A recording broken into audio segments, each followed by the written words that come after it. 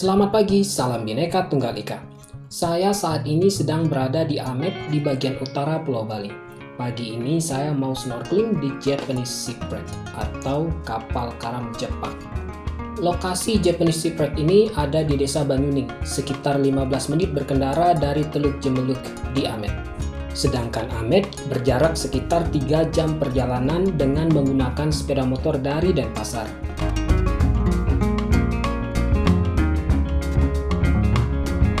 Sedikit cerita tentang Amet. Amet adalah kampung nelayan yang dulunya mayoritas masyarakat di Amet hidup dari hasil laut dan sebagian lagi sebagai petani garam.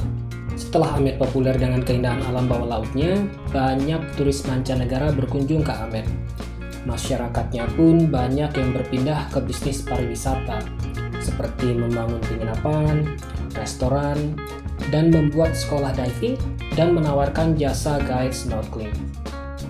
Ada banyak lokasi snorkeling di Amet, dan salah satu lokasinya adalah Japanese Shipwreck yang saya kunjungi saat ini.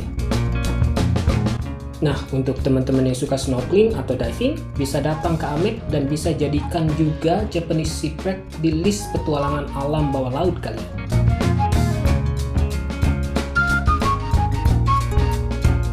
Sedikit info tentang alat snorkeling yang saya gunakan.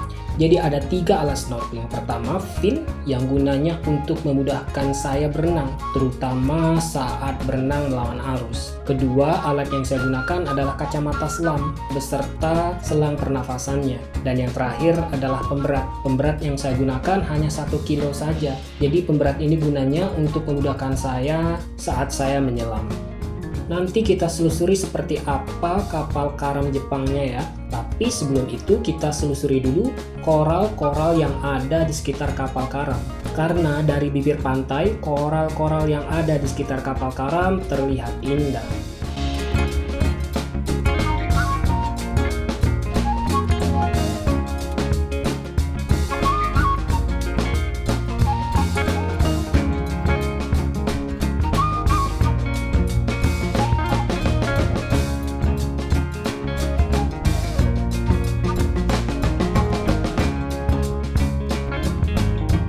Setelah selesai menelusuri sekitar kapal karam, saya pun menuju bangkai kapal yang jaraknya hanya 20 meter dari bibir pantai dan hanya berada di kedalaman 7 meter saja. Jadi kalian tidak perlu scuba diving untuk melihat kapal karamnya, cukup dengan snorkeling saja.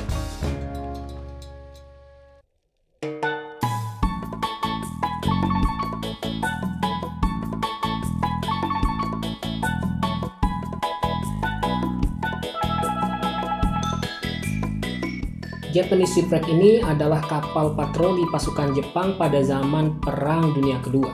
Panjangnya 20 meter saja.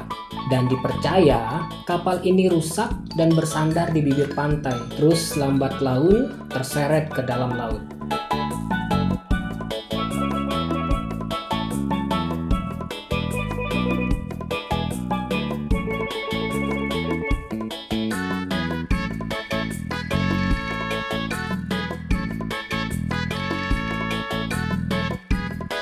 Saya saat snorkeling di tempat ini di bulan Juni, jadi airnya terlihat jernih. Menurut info masyarakat di sekitar lokasi kapal karam, jika saya datang di bulan Oktober sampai Desember, airnya akan keruh dan kapalnya tidak terlihat dengan jelas. Kondisi gelombang di sekitar kapal karam cukup tenang dan arus juga tidak terlalu kencang. Jadi snorkeling di tempat ini cukup aman. Buat teman-teman yang lagi ada di Bali, yuk kunjungi tempat ini.